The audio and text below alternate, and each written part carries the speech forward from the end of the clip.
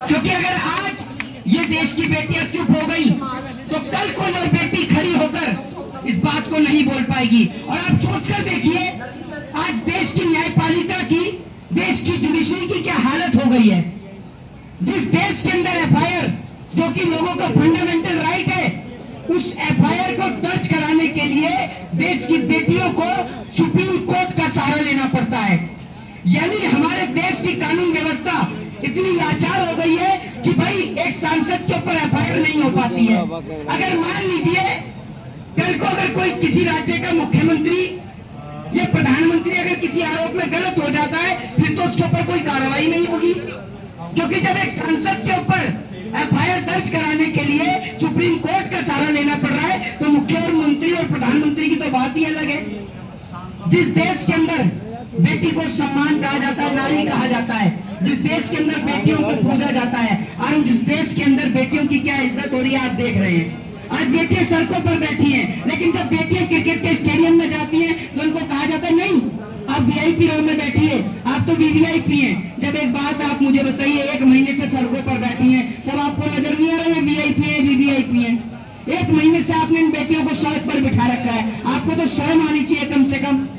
लेकिन देखिए इस देश की गोदी मीडिया को, देखिए इस देश की गोदी मीडिया को, सो-कॉल्ड मीडिया को, जो सो-कॉल्ड मीडिया ब्रजभूषण शरण सिंह का इंटरव्यू ले रही है।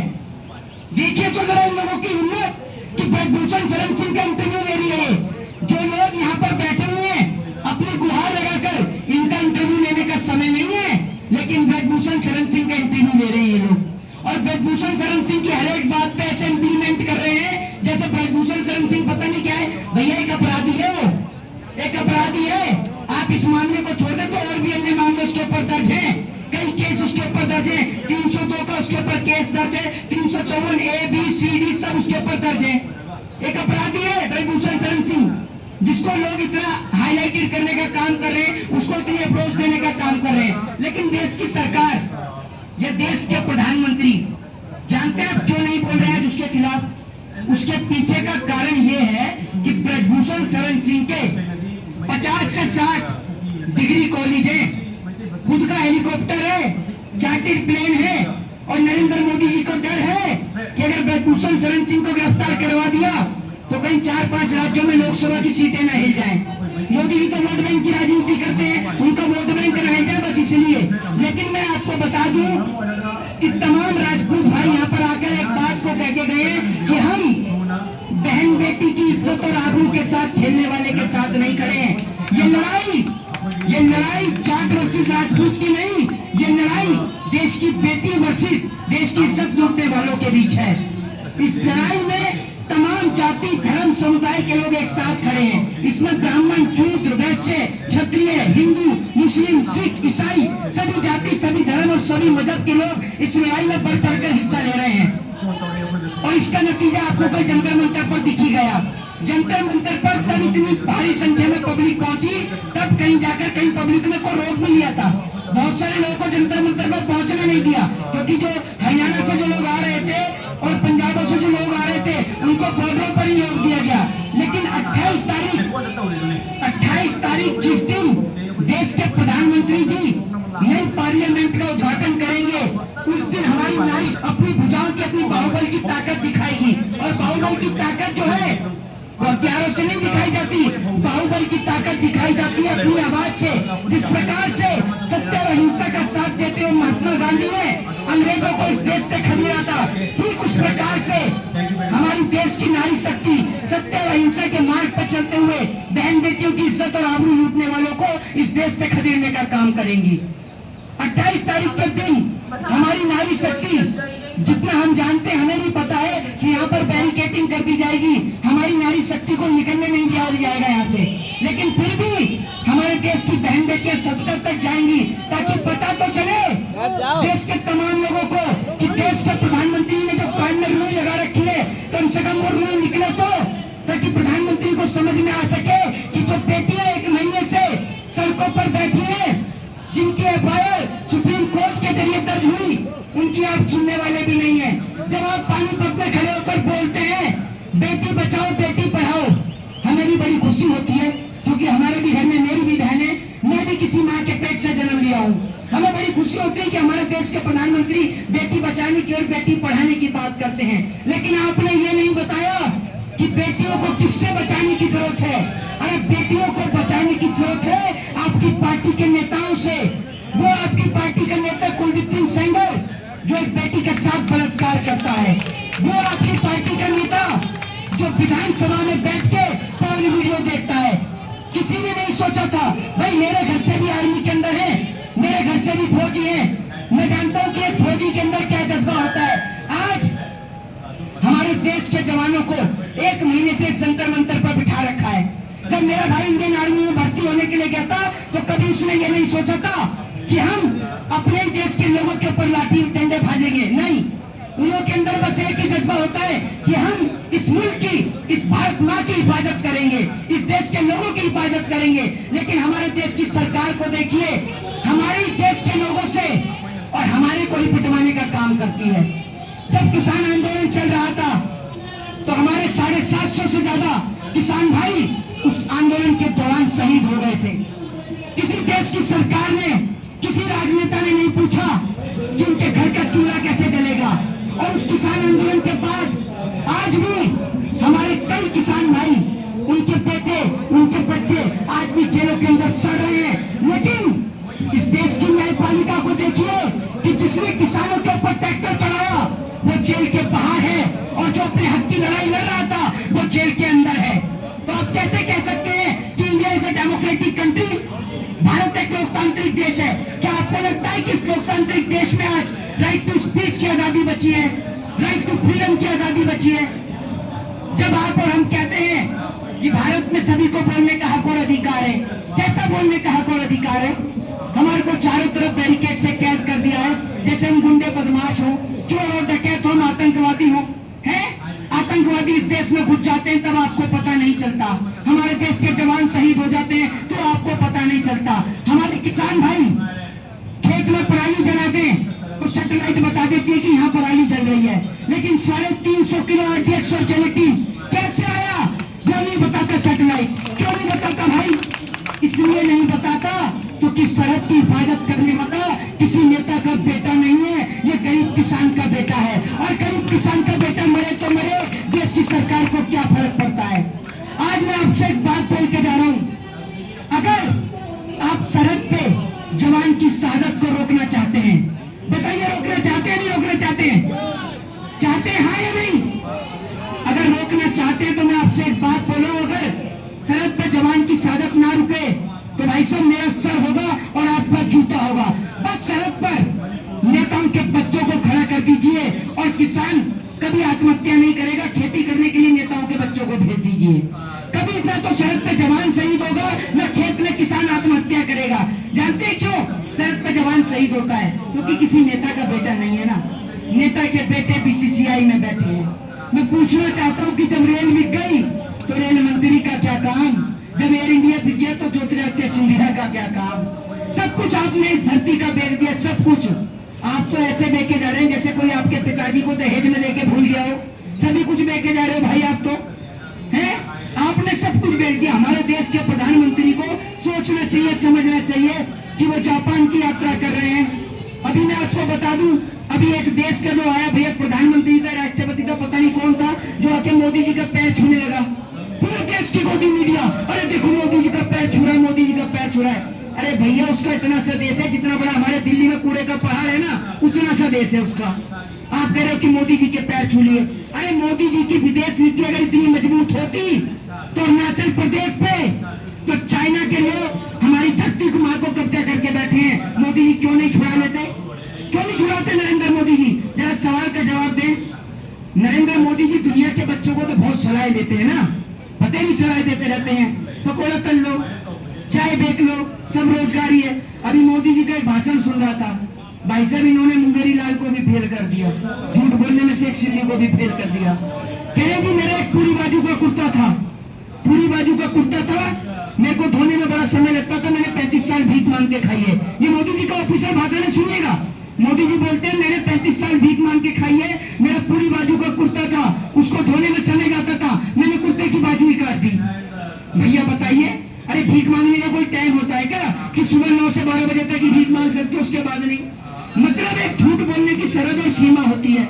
फिर बांग्लादेश पहुंच गए मिनिस्टर साहब, बांग्लादेश जाके कहते हैं मैंने बांग्लादेश की लड़ाई लड़ ली।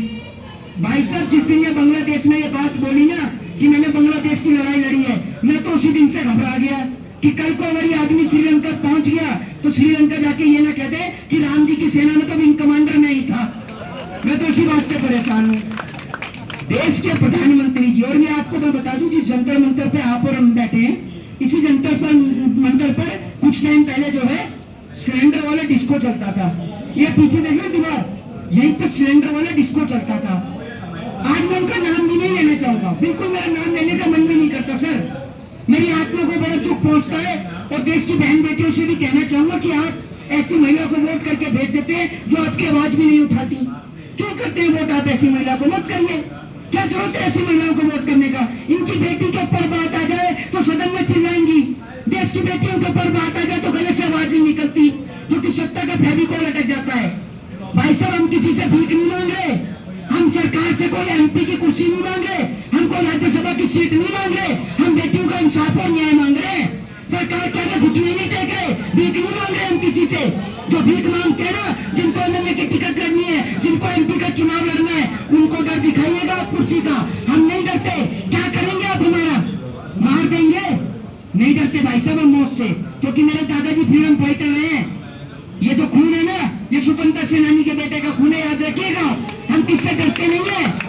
हमारे भाई जब सरहद पर जान गंवा रहे हैं तो हम भी देश की बेटियों के लिए अपनी गर्दन कटा सकते हैं। हम अपने आप को बड़ा सौभाग्यशील मानेंगे कि हमारा खून अगर इस देश के लिए काम आएगा, इस देश की मिट्टी के काम आएगा। और आज देश के तमाम नौजवानों को एक बात बोलना चाहता हूं कि आप लोग ये समझते हैं ना कि आज आप इन बहन बेटियों के साथ नहीं खड़े होंगे, तो याद रखिएगा कल को कोई आपके साथ भी खड़ा नहीं होगा।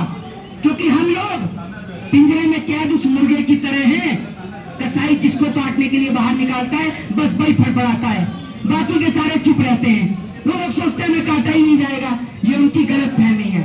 इस देश में एक एक करके सबका नंबर आ रहा है। पहले मुसलमानों को बिठाया, फिर जवानों को बिठाया, फिर किसान को बिठाया और अब पहलवानों को बिठा दिया। ना जाने अगला नंबर किसका होगा। या तो आप इस सरकार के आगे सरेंडर हो जाइए, घुटने टेक दीजिए, सरकार के खिलाफ आवाज उठाएंगे, या तो सीबीआई और ईडी की आपके पीछे जांच लगा देंगे, नहीं तो उठा के जेल में बंद कर देंगे। लेकिन हम जानते हैं आप जेल बंद करके क्या करेंगे हमें। आप हमें जेल का डराते हैं, हम कोई टेररिस्ट हैं, हम गुंडे बदमाश हैं, हम नहीं डरते आपकी जेलों से। मैं खुद कानून का छात्र हूं, आप किस बेस पे हमें बंद करेंगे? आर्टिकल 19 हमें परमिशन देता है बोलने की, आर्टिकल 19 हमें प्रोटेस्ट करने की आजादी देता है। यहाँ सरकार से परमिशन लेके बैठे हुए हैं, प्रोटेस्ट करने की हमें आजादी है। बाहर से आप उन लोगों को लेके जा सकते हैं जो लोग भड़काऊ भाषण देते हैं, हमें नहीं उठा सकते। हम किसी को कोई भड़काऊ भाषण नहीं देते। हम जानते हैं कानून के सेक्शन, हम जानते हैं आर्टिकल्स, हम जानते हैं कॉन्स्टिट्यूशन को। आपको नहीं पता वो कॉन्स्टिट्यूशन, आप कॉन्स्टिट्यूशन भूल जाते हैं, तभी तो हमें सुप्रीम कोर्ट का सहारा लेना पड़ता है एफआईआर दर्ज कराने के लिए, क्योंकि आप संविधान ही भूल जाते हैं। अगर आपको संविधान याद रहता तो आज ब्रजभूषण शरण सिंह के खिलाफ एफआईआर दर्ज कराने के लिए हमें सुप्रीम कोर्ट का सहारा नहीं लेना पड़ता। लेकिन वाकई इस देश की सरकार ऐसी है जो कुछ बोलने को तैयार ही नहीं है।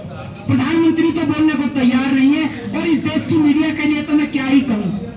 इस देश की मीडिया को तो अगर कल को मोदी जी ने कह दिया ना, भाइयों बहनों मित्रों, कल रात को मैंने हाथी का अंडा देखा, मीडिया सुबह कहेगी मैंने तो ऑमलेट भी खा रखा है उसका। ये नहीं सुधरने वाले भाई साहब, इनका कुछ नहीं हो सकता, इनका कभी कुछ नहीं हो सकता।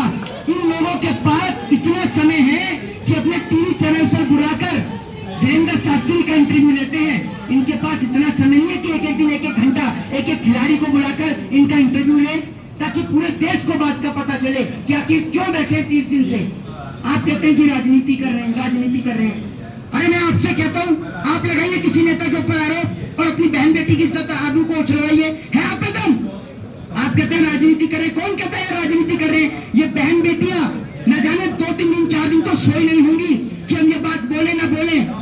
और मैं कहना चाहूंगा, माँ बाप को नमन करना चाहूंगा जिन माँ बापों ने ऐसी वीर बेटियों को पैदा किया, जिन्होंने अपने ऊपर हो रहे अत्याचार के खिलाफ कम से कम आवाज तो उठाई।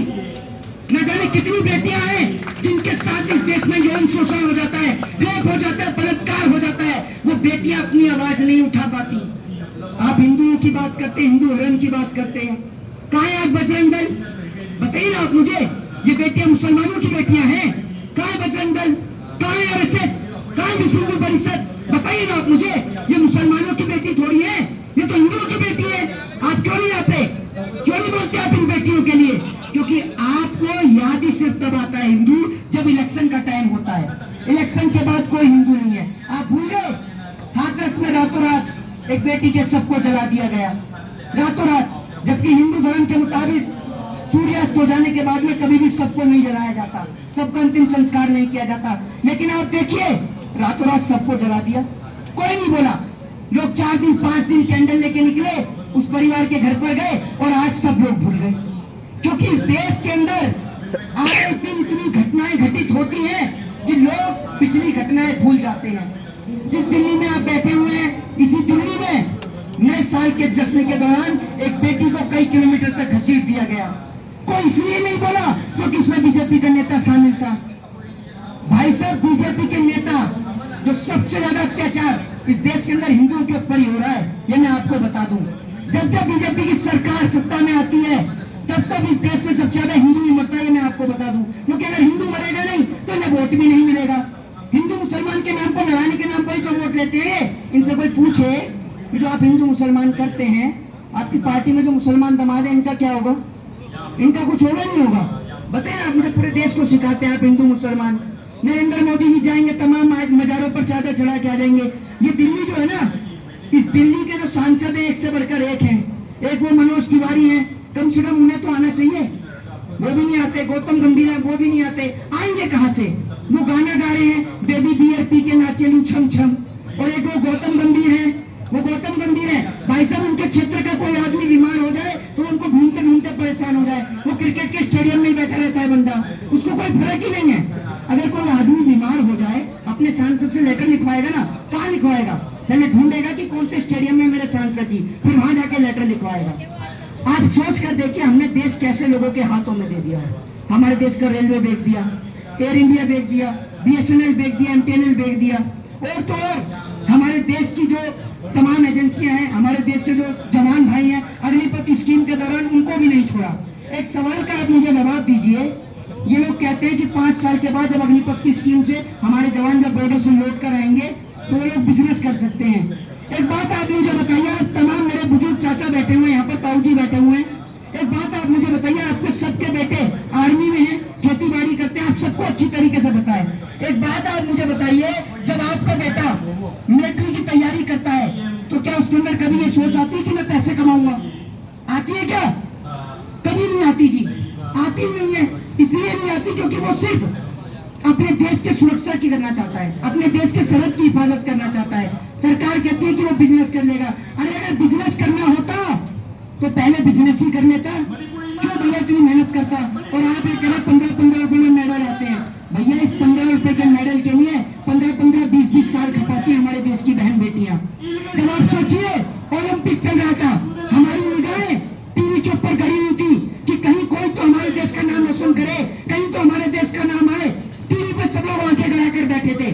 तब पता चलता है ओलंपिक में भारत देश ने गोल्ड मेडल लिया और पूरा देश झूम उठता है। हमारे देश की बहन जो यहाँ पर आज बैठी है, जब ये गोल्ड लेकर आती है तो पूरा देश में दिवाली मनने लग जाती है, लोग बम पटाखे फोड़ने लगते हैं, कुछ सबका माहौल हो जाता है। क्योंकि विदेश की धरती पर भारत देश का तिरंगा लहराने का काम इस देश की बेटियों ने किया है।